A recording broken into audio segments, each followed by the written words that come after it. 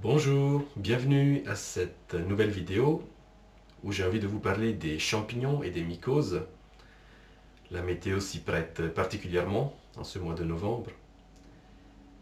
La question que j'ai envie d'explorer, c'est qu'est-ce qu'une mycose peut venir travailler dans la vie de quelqu'un? À quoi elle sert en fait, si on part du principe qu'elle ne vient pas par hasard et que notre corps travaille quelque chose à travers une mycose. J'ai été frappé d'apprendre il y a quelque temps que pendant des millions d'années, les champignons d'abord n'existaient pas et puis ne savaient pas digérer la matière morte. Et c'est ce qui fait que nous trouvons du charbon sous terre. Ce sont des arbres qui ont vécu il y a très très très longtemps et qui, une fois morts, sont tombés et se sont fossilisés en quelque sorte et se sont transformés en charbon. Pourquoi? Parce que les champignons, à ce moment-là, ne savaient pas encore digérer ce qui est mort. Maintenant, si vous allez en forêt, vous voyez des arbres morts, ils se décomposent. Et cela, c'est possible grâce aux champignons. Donc le champignon, en nature, a un rôle qui est désormais très précis, c'est celui de dégrader, de décomposer la matière morte.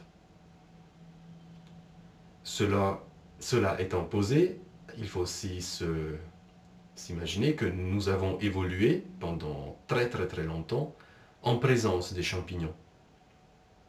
Donc notre corps les connaît cet organisme, et il sait que c'est quelque chose qui dégrade ce qui est mort. Nous pouvons donc imaginer que notre corps, quand il a quelque chose qui est en trop, qui est éliminé, qu'il n'arrive pas à faire partir, qu'il n'arrive pas à décomposer, qu'il n'arrive pas à laisser partir, c'est vraiment les bons mots pour moi, il peut faire appel à un champignon. Et remarquez, quand nous avons une mycose, ce n'est pas tout le corps qui est touché, sauf dans des cas où le système immunitaire ne fonctionne plus, mais c'est un endroit précis, une partie du corps précise, et c'est un champignon qui vient. Il n'y a pas en même temps une bactérie, un virus, ou plusieurs bactéries, plusieurs virus. Il y a un champignon qui vient à un endroit précis. Comme si notre système immunitaire disait, à ce moment-là, cet organisme, il va pouvoir m'être utile, je le laisse rentrer. À cet endroit précis, et à ce moment précis, j'insiste. Donc, si on part du principe que notre corps sait utiliser cet organisme, et qu'il peut l'utiliser pour décomposer quelque chose qui en a besoin, ça nous amène à des thématiques de deuil.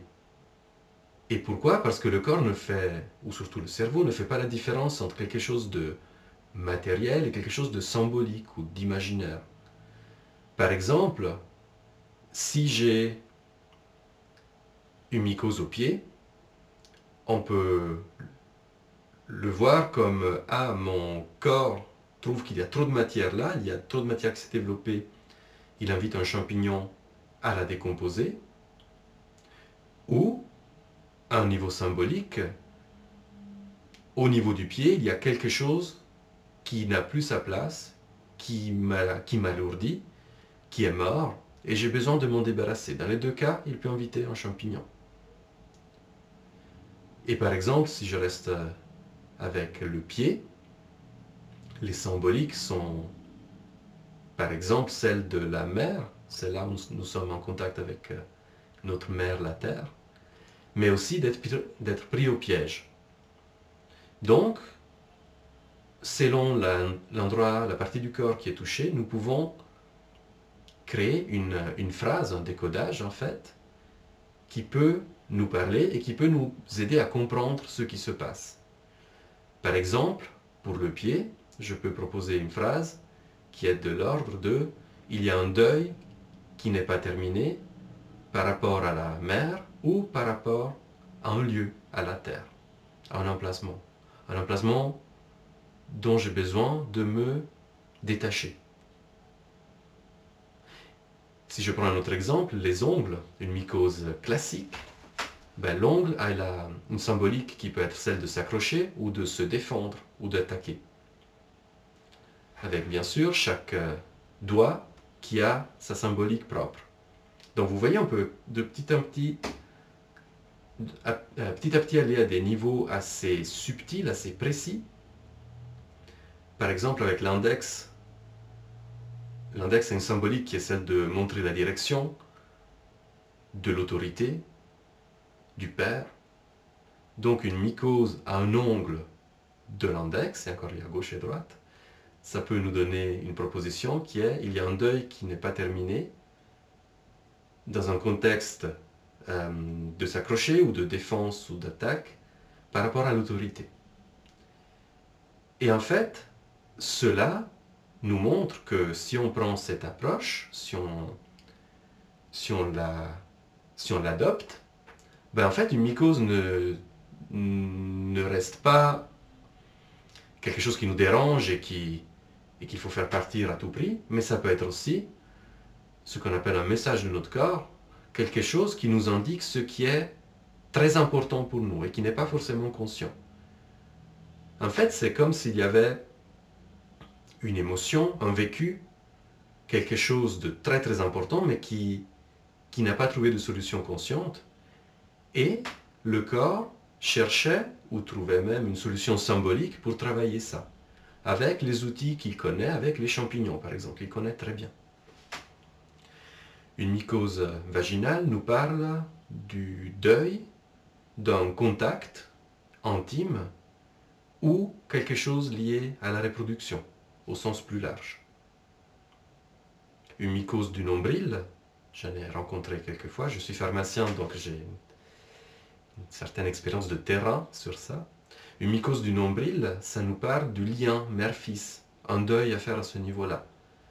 Un fils réel, symbolique, un animal domestique, qui est parfois vu et vécu comme étant un vrai enfant, ou une entreprise qu'on a créée, donc un enfant qui peut être aussi réel ou symbolique ou souhaité. Quel deuil il y a à faire dans cette thématique?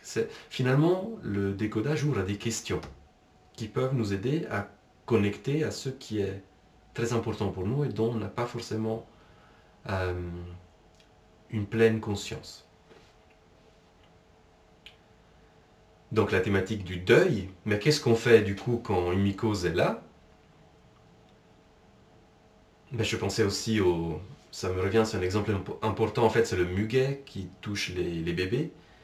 Et le muguet nous parle du deuil d'un lien sécurisant, d'un lien nourricier. Et ça m'amène à donner un élément de plus, c'est que souvent les mycoses apparaissent après le moment de stress, après la période de stress. Donc par exemple, un bébé qui développe un muguet, on peut se demander, mais qu'est-ce qu'il vient de vivre de désécurisant par rapport au contact nourricier? Qu'est-ce qu'il vient de vivre qui lui a fait avoir peur de ne plus être en contact de façon sécurisante? Ce sont des pistes, ce ne sont jamais des vérités. Mais je pense qu'elles sont, dans mon expérience, elles sont bien précises.